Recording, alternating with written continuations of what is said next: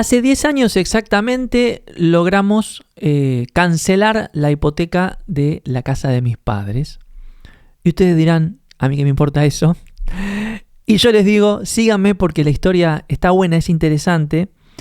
Y el otro día pensando, ¿de dónde saco yo a veces la tenacidad para insistir frente a ciertas adversidades o ciertos obstáculos que van apareciendo en mis proyectos, en mis creaciones, en el laboratorio Gaiky o en la vida misma?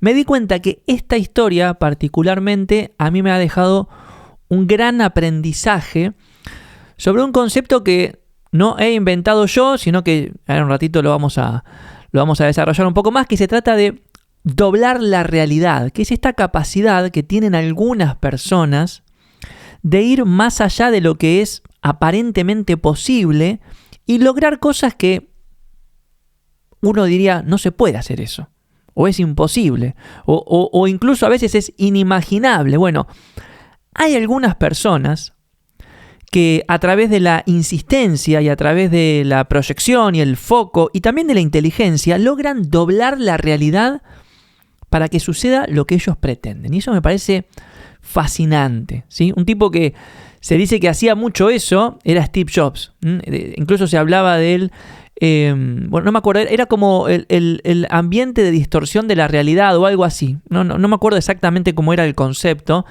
pero se decía que cuando Steve Jobs entraba en una habitación, todas las personas que estaban en esa habitación sintonizaban con una realidad que capaz que era una fantasía total, ¿sí? Con una visión que era absolutamente imposible, pero el tipo tenía la capacidad de inspirar a esas personas para que esa imposibilidad se vuelva real, ¿no? El campo de distorsión de la realidad, me acordé. El campo de distorsión de la realidad, ¿no? Y capaz que alguno decía, no, pero eso que vos decís no se puede hacer. Y el tipo tenía tal capacidad de construir narrativas sobre la realidad aparentemente imposible o de reconstruir narrativas que hacía que las cosas se vuelvan posibles y lograban cosas que la mayoría de las personas creían que no se podían hacer. Bueno, yo viví eso en primera persona con esta historia que te voy a contar, que es la historia de cómo cancelamos la hipoteca de la casa de mis padres. Brevemente te cuento.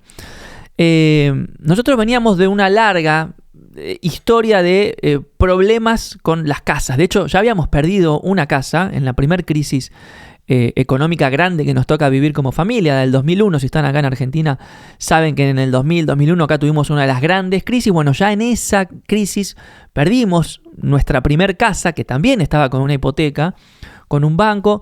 La casa la había levantado mi padre, habíamos puesto mucho tiempo, dinero, corazón, todo en esa casa, y la perdimos. Lamentablemente nos tuvimos que ir a vivir a la casa de mi abuela y mi padre nuevamente se arremanga y vuelve a trabajar y a juntar dinero y compramos una segunda casa también con una hipoteca que al cabo de unos años se volvió a hacer muy difícil de pagar nuevamente esa cuota. Y claramente nos veíamos como que estábamos yendo en dirección hacia otro abismo. Imagínense lo que es el dolor y el trauma de perder tu hogar, ¿no? Para una familia. Bueno, volver a vivirlo 4 o 5 años después de esa primera experiencia. Realmente no estábamos pudiendo ni pagar las cuotas de esa hipoteca. Lo que pagábamos era un interés, ¿no? Entonces todos los meses pagábamos solamente un interés que sostenía ese contrato hipotecario, pero la deuda no bajaba nunca. No bajaba nunca. Y era una deuda que no era obviamente del total de la casa, pero era un porcentaje importante. Bueno, cuestión es que estábamos acá con la soga al cuello, ¿no? Yo ya era grande, era grande, tenía 20 y pico, 30 años, y era un tema que me angustiaba mucho, y era un tema con el que soñaba también. Yo internamente decía, algún día voy a poder pagarle la casa a mis viejos, y sacarles ese yunque que tienen en la espalda, esa angustia que tienen en el pecho y en el cuello, cada día de su vida, porque imagínense, ¿no? Como sentir que uno va a perder lo que tanto esfuerzo le tocó. Yo tenía como esa idea, pero en mi vida cotidiana no podía juntar el dinero ni ahí. A duras penas juntaba el dinero para pagar o para aportar a los ahorros para pagar la parte del interés, ni siquiera la cuota de la deuda. Bueno, Cuestión es que un día, así al pasar, le comento esta situación a una persona con la que yo trabajaba, y esta persona me dice, yo te voy a presentar a alguien que te pueda ayudar. Y yo le digo, no, ¿qué me va a ayudar? ¿Que me va a prestar más plata? Ya estamos endeudados, no quiero más plata. O sea, esto no tiene solución. Yo tengo que lograr ganar más dinero, juntar mucho dinero y ir y pagar. Es lo único que hay que hacer. Me dice, no. Él te va a ayudar. Deja que yo hablo con él. Me acuerdo que estábamos en una oficina. Lo llamó en el momento y él le dijo una cosa así como, el martes voy para allá. Apenas, o sea, así, de una, ¿no? Yo dije, ¿qué va a hacer este tipo? Bueno. No lo voy a mencionar, no voy a dar su nombre, pero a los fines ilustrativos de este episodio lo vamos a llamar el mejor negociador del mundo. Porque para mí lo fue. Fue el mejor negociador del mundo. Si querés, o sea, te cuento el corolario de la historia. Cancelamos la hipoteca y recuperé el título de la propiedad de mis padres y les hice ese regalo para Navidad.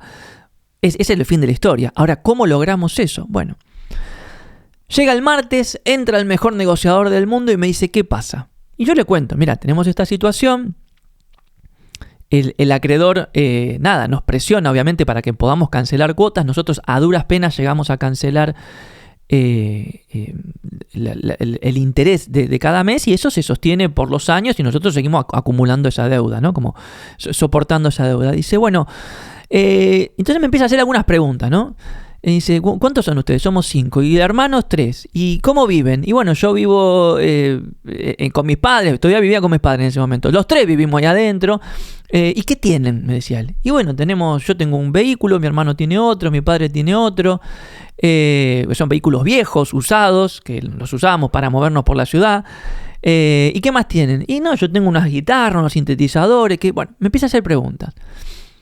Y me dice, ¿por qué no venden todo y pagan la casa? Y yo, pues no alcanza ni ahí. Vender los vehículos, los sintetizadores, las guitarras, no alcanza ni ahí. O sea, sería como, nada, a duras penas rascar la superficie de la deuda, ¿no? Paréntesis. Para que se den una idea, el gran problema que nosotros teníamos para poder cancelar esa deuda era que el valor de nuestra moneda del peso se depreciaba día tras día contra el dólar y la deuda estaba en dólares. Entonces, por más que uno trabaje y junte y venda lo que tiene, el dólar se iba para arriba y eso significaba que la deuda se iba para arriba. Bueno, me dice, necesito que nos reunamos con tu acreedor. Y yo le digo, bueno, sí, le podemos pedir una reunión. Y le pedimos una reunión y ahí empecé a ver cosas que yo no había visto nunca en mi vida, sinceramente.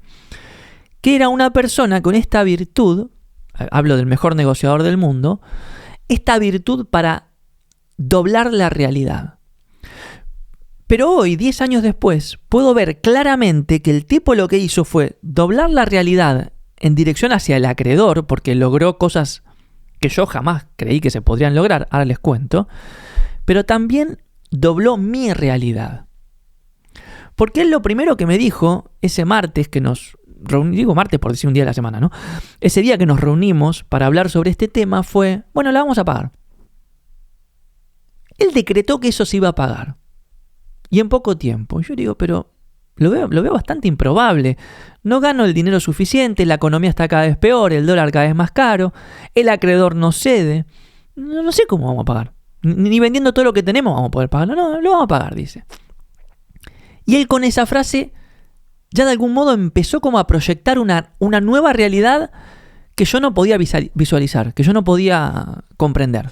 Bueno, nos vamos a reunir con este acreedor y el acreedor estaba a la defensiva, ¿no? Estaba así como en guardia, como dice, bueno, ¿qué quiere esta gente, no? ¿Quiere salirse con la suya? Había empezado una negociación, claramente. Y el mejor negociador del mundo, con su mejor sonrisa y con todo su carisma, le contó al acreedor cómo éramos nosotros. Básicamente, le contó nuestra historia, cómo éramos, cómo vivíamos, a qué se dedicaba mi padre, a qué se dedicaba mi madre, cuánto dinero ganábamos, qué teníamos. Le contó, le dio un panorama general, ¿no? A lo que el acreedor mero como que lo miraba y decía, sí, a mí que me interesa, a mí que me importa. Eso fue como el puntapié de un proceso que duró no mucho, duró 3 o 4 semanas. Y en ese ida y vuelta, Yo vi al mejor negociador del mundo ir progresivamente doblando una realidad que parecía imposible, tanto para el acreedor que conocía nuestra historia como para nosotros que estábamos ahí tratando de visualizar cómo salir adelante. Pero el mejor negociador del mundo fue tensionando la realidad, fue quebrando obstáculos y fue buscando un punto de encuentro que nos llevó a un acuerdo. Nos llevó a un acuerdo en el cual el acreedor decide congelar el valor de la cuota a pesar de que el dólar suba por un periodo de 15 meses, algo que yo no había imaginado jamás. Pero no solo eso, sino que agarra y dice, bueno, vamos a dividir esto en creo que eran 15 o 20 cuotas que yo podía ir pagando todos los meses e iba bajando el valor de la deuda, no el interés, ¿no? Un acuerdo que para mí era imposible, pero el mejor negociador del mundo lo logró. Y yo siento que tomé nota, porque yo estaba ahí en las reuniones y miraba cómo hablaba el mejor negociador del mundo y cómo hablaba el acreedor, y yo decía, hacía así con la cabeza, porque no entendía nada de lo que estaba pasando, pero mentalmente tomé nota. Y aprendí algunas cosas del mejor negociador del mundo que hoy siento que son las que les permitieron a él lograr este hito increíble en mi vida y en la de nuestra familia, y que también siento que nos pueden servir a nosotros, que no somos los mejores negociadores del mundo, para aprender a doblar la realidad y lograr cosas imposibles. Y lograr cosas que nuestra cabecita, de un modo quizás superficial o ignorante, no creen que se puedan lograr. La primera cosa que aprendí del mejor negociador del mundo es que todo el tiempo me miraba directamente a los ojos. Y cuando no hablaba conmigo y hablaba con el acreedor, lo miraba directamente a los ojos. Y cuando estábamos pensando ideas, quizás no me miraba directamente a los ojos, pero miraba directamente a los ojos de la realidad. Tenía una mirada tan penetrante, tan como de quien mira la realidad como si quisiera sacarle un misterio, sacarle algo que no se ve evidentemente. ¿Vieron esas miradas que van bien a lo profundo? Esas miradas que para el que está del otro lado muchas veces es insostenible. Yo me acuerdo que a veces me costaba mantener una conversación con él porque tenía una mirada tan directa. Bueno, esa mirada directa yo creo que es lo que le permite a las personas entender cuál es la misión, ¿sí? ¿Y qué podemos aprender de esto? Bueno, mirar la realidad a los ojos, sin decorarla, sin esquivarla, mirarla penetrantemente, profundamente. Lo que sea que estamos viviendo, lo que sea que te toque transitar, mirarlo de frente, mirarlo inquisitivamente, mirarlo tratando de entender qué carajo quiere de vos, qué pretende. Esa creo que es una de las virtudes que más deberíamos poder desarrollar. Porque muchas veces no podemos cambiar la realidad porque no tenemos el coraje para mirarla directamente a los ojos, para asumir lo que está pasando y asumirlo con altura y hacernos cargos y responsables. Acuérdate que la palabra responsable viene de responder. Bueno, paso número 1 para doblar la realidad: mirarla a los ojos, mirarla de frente. Si te cuesta entender lo que está pasando, parar el juego, tomar lápiz y papel y trazar un mapa o un esquema o escribir y decir, bueno, esto no está funcionando, esto está roto, esto está trabado, yo estoy estancado, lo que sea. ¿Por qué? Si vos mirás la realidad de frente, directamente a sus ojos, te puedo asegurar que la realidad te va a empezar a hablar. Va a empezar a suceder un diálogo misterioso, pero también muy interesante, porque es ese diálogo en el cual las tensiones empiezan a mover las cosas. Como cuando te decía que el mejor negociador del mundo, íbamos a la oficina del acreedor y teníamos estas tensiones, sí, no, pero esto, pero aquello, pero ustedes esto y ahora. Estas tensiones, ¿sí?, entre la realidad aparentemente inamovible y lo que yo pretendía de la realidad, hacían que se muevan las cosas. Y cuando se empiezan a mover las cosas, empiezan a aparecer oportunidades, empiezan a aparecer posibilidades, empiezan a romperse cosas que abren grietas. ¿Entendés? Pero para eso hay que mirar la realidad a los ojos. Hay que mirarla de frente, con la frente en alto. Lo segundo que aprendí del mejor negociador del mundo era que lo cuestionaba todo. No se conformaba con nada, ¿no? Entonces yo le decía A y decía, ¿y por qué no B? Yo decía, bueno, B y C. ¿Y por qué no B, C y D? ¿No? Entonces, ¿y vos cuánto ganás? Y yo gano, no sé, $500. Y pero esos $500, si, no sé, si hicieras una hora extra, ¿no ganarías 550? Todo el tiempo era como que le buscaba el pelo al huevo. Todo el tiempo lo cuestionaba todo. Absolutamente todo. No se quedaba con... No tomaba nada por sentado. No aceptaba ninguna limitación como tal. Siempre lo cuestionaba. Yo esto lo asocio con una frase de Nietzsche, que él decía que el mundo real es mucho más pequeño que el mundo de la imaginación. Ponerle un símbolo de pregunta a las cosas, cuestionar las cosas, es una manera de abrir puertas, de abrir oportunidades, pero acá adentro, en la imaginación, que es un mundo mucho más ancho que el mundo real. Y cuando uno ensancha la visión de las cosas, empiezan a aparecer oportunidades de hacer cosas que no se te hubieran ocurrido nunca, pero para eso hay que cuestionar. Hay que tener el ejercicio de no conformarse con nada. ¿Entendés? El que no pregunta, repite. El que no cuestiona, hace una y otra vez las mismas cosas. El que no pone todo como si fuera en tono de dilema, entra en la rutina, que muchas veces son esas rutinas que son como la rueda del ratón, ¿viste? Que vos vas corriendo y no vas para ningún lado. Bueno, eso es una clara señal de que no estás cuestionando nada, ¿no? ¿Por qué estás estancado? ¿Por qué no te sale tal negocio? ¿Por qué tal emprendimiento no avanza? ¿Por qué no podés llegar al corazón de tu audiencia? ¿Por qué estás estancado dando siempre haciendo las mismas cosas, ¿no? Y logrando obviamente los mismos resultados, como decía Einstein. Bueno, en gran medida probablemente también sea porque no estás poniendo suficientes símbolos de interrogación frente a lo que estás haciendo. Y cuando digo cuestionarlo todo, es todo. No solo tu modo de hacer las cosas, sino las cosas que haces y el porqué de hacer las cosas y cuándo y cómo, todo hay que cuestionarlo una y otra vez. ¿Hay un mejor modo de hacer esto? ¿Y si cambio aquello? ¿Y si rompo lo otro? ¿Y si esto que estoy pretendiendo no es lo que debería alcanzar? ¿Y si ese destino que quiero alcanzar, que yo me imagino en mi cabeza, quizás no es mi mejor horizonte? Cuestionarlo todo. Esa es la gran virtud creativa. Y esa es la gran virtud que tienen las personas que doblan la realidad para lograr construir la realidad que desean. Otra cosa que yo aprendí de este mejor negociador del mundo, acuérdate que hace un ratito te dije que en la primera reunión él dijo, la vamos a pagar la deuda.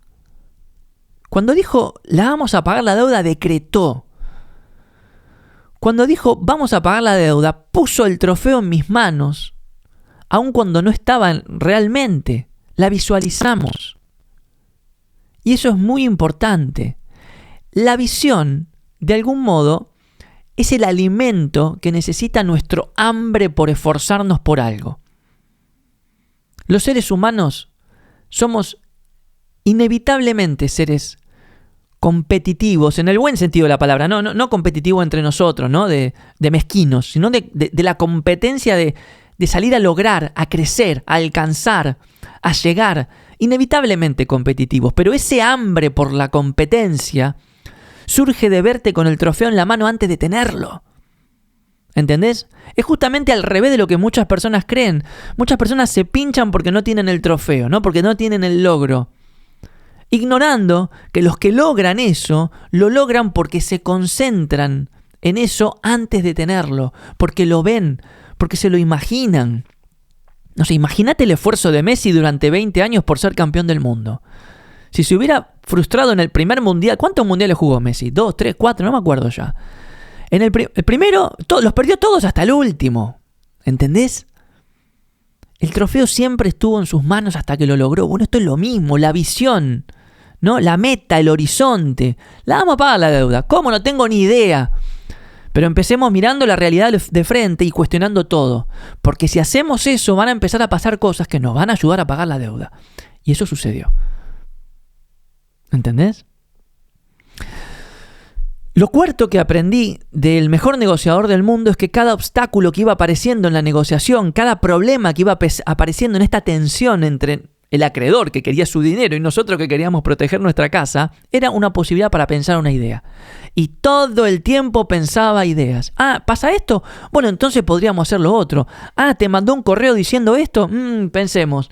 Quizás lo mejor sea intentar lo otro. Todo obstáculo era una idea. Todo obstáculo era una idea. Yo, y esto sí lo he como internalizado mucho e incorporado mucho en mi vida. Yo veo cada obstáculo de mi vida como un tema de conversación que yo puedo tener con la realidad. ¿Viste cuando vos te vas a tomar un café con alguien? Necesitas temas de conversación, si no, no hay ida y vuelta, no hay dinámica. Bueno, en la conversación con la realidad, con lo que sea que te toque vivir, el gran tema de conversación son los obstáculos. Son los problemas, son los desafíos, son las vicisitudes. Ese es el tema para hablar. ¿Entendés? Entonces, si no la mirás a los ojos, si no los admitís, si no los aceptás, si no los asumís con altura, ¿de qué vas a hablar? Y si no hablas con la realidad, ¿a dónde te crees que vas a llegar? ¿Entendés? El otro día me dijeron, decís mucho, entendés. Y queda feo. Bueno, me explico. ¿El entendés? Tienen que saber que es una muletilla que uso yo también como para ordenar mis pensamientos a veces, ¿no? Como para hacer pausas en esto. Que en gran medida es una improvisación, sin edición, como siempre digo, este podcast. Bueno, y lo quinto y último que aprendí del mejor negociador del mundo es que tenía una especie de filosofía de la insistencia. Era la filosofía de su vida. El tipo insistía a pesar de todo, ¿sí? Y algo que yo aprendí con lo aprendí por primera vez en esa historia, ¿no? Pero después lo he comprobado en otras historias de mi vida que quizás formen parte de futuros episodios. Es que la realidad siempre cede ante la insistencia. Y esto muy pocas personas lo saben. La gran mayoría baja los brazos ante el status quo, ante la normalidad de las cosas, porque bueno, así son las cosas, es la realidad. ¿Qué voy a hacer? Ignorando que la realidad siempre cede ante la insistencia humana, siempre. La gracia del misterio es que uno no sabe cuánto tiene que insistir hasta doblar la realidad. Esa es la aventura que te espera, ¿entendés? Pero si vos te metés en el chip que el gran modo de cambiar la realidad que te toca es insistir, tarde o temprano vas a descubrir que la realidad siempre cede ante la insistencia. Entonces, ¿por qué vas a dejar de insistir? Si en algún momento va a suceder. ¿Entendés? Entonces, como para ir redondeando estas cosas, ¿no? Estos aprendizajes que me gustaría compartirles. El mejor negociador del mundo, que podés ser vos también, con tu realidad, y que intento ser yo con mi realidad cada día para poder doblarla y tener una realidad que sea más una evocación de lo que quiero crear. En primer lugar, la mira a los ojos, no la decora ni la esquiva, ¿sí? La mira profundamente, penetrantemente, para tratar de sacarle a la realidad aquella esencia misteriosa que te convoca a esforzarte por algo. Lo segundo es que cuestiona todo, lo que es y lo que no es. Lo que tenés y lo que no tenés. Lo que pensás y lo que soñás. Todo es cuestionable. A todo se le puede poner un símbolo de interrogación, sobre todo las estructuras limitantes, sobre todo los bloqueos, sobre todo aquellas limitaciones que vos sentís que no te permiten llegar a algún lado. Ahí especialmente tenés un gran espacio para poner un símbolo de interrogación. ¿Sí? Lo tercero que utilizan los mejores negociadores del mundo es la visión. Esta idea de tener el trofeo en las manos antes de tenerlo realmente. Verlo es lo que despierta el hambre por competir, por esforzarse, por ir para adelante, por intentar cosas que te ayuden a acercarte a ello, ¿sí? Ahora, la mentalidad de la escasez te va a decir, no tengo el trofeo, entonces no soy nadie, ¿no? Bueno, acordate lo que te digo yo. Las personas que logran el trofeo son las que, de algún modo, Se concentran en tenerlo antes de tenerlo. Lo visualizan, lo imaginan, lo hacen real. Acordate que la imaginación es mucho más ancha que la realidad, ¿no? Lo cuarto, cada obstáculo es una convocatoria a pensar una idea. Cada obstáculo que tenés, cada limitación puede ser una pequeña sesión de ideación en tu vida para generar posibilidades, intentos, acciones, pequeños pasos que puedas dar para ir doblando la realidad de a poquito, ¿sí? Y finalmente, acordate que los mejores negociadores del mundo saben y viven con ese conocimiento muy a flor de piel de que la realidad siempre cede ante la insistencia. Y en una negociación, en el 90% de los casos, gana el que insiste más. Gana el que insiste más. Bernard Shaw decía que el hombre razonable se adapta al mundo, pero el loco persiste en intentar adaptar el mundo a sí mismo. Por tanto, todo progreso depende del loco. Cuando el mejor negociador del mundo entró en esa oficina la primera vez que lo vi, me pareció un loco. Dije, este tipo está loco. Es imposible lo que pretende, es imposible lo que dice. Sin embargo, sucedió. El loco dobló la realidad y sobre todo dobló mi realidad y la de mi familia para siempre. Cuando tocó pagar la última cuota, le dije que por favor, yo iba solo, obviamente todos los meses con los ahorros del mes a pagar la cuotita que podía, ¿no? Y cuando llegué a pagar la última, le pedí a mis hermanos que estén ahí porque era el día en que nos iban a dar el título de la propiedad, íbamos a recuperar el título de nuestra casa, ¿no? Y le pedí que él esté ahí para agradecerle, para que me vean en el momento en el que obtenía ese preciado trofeo. Y bueno, estaban todos ahí en la puerta de la oficina del acreedor. Yo subí con mis hermanos, hicimos el pago, firmamos un papel, nos dimos la mano con el acreedor, muy fríamente, obviamente, ¿no? Bajamos y ahí estaba él esbozando una sonrisa, como quien logra lo imposible, ¿no? Y nos dimos un abrazo, yo le dije gracias. Él se dio media vuelta y se fue y creo que, no sé si lo volví a ver. Y eso es algo que también me deja un aprendizaje, ¿no? Muchas veces uno se queda con los logros y se queda habitando esos espacios durante demasiado tiempo y también esos espacios son una trampa. Los logros son el punto de apoyo para lo que sigue. Bueno, él había logrado algo con nosotros y siguió su camino, de algún modo, mirando hacia adelante. Espero que esta historia te haya, de algún modo, inspirado a vos también a doblar tu realidad para lograr lo que sea que quieras lograr. Cuando te sientas trabado, estancado, roto, que te falta algo, que estás frente a un abismo imposible de sortear, bueno, acordate del día que pagué la hipoteca de la casa de mis padres sin tener el dinero.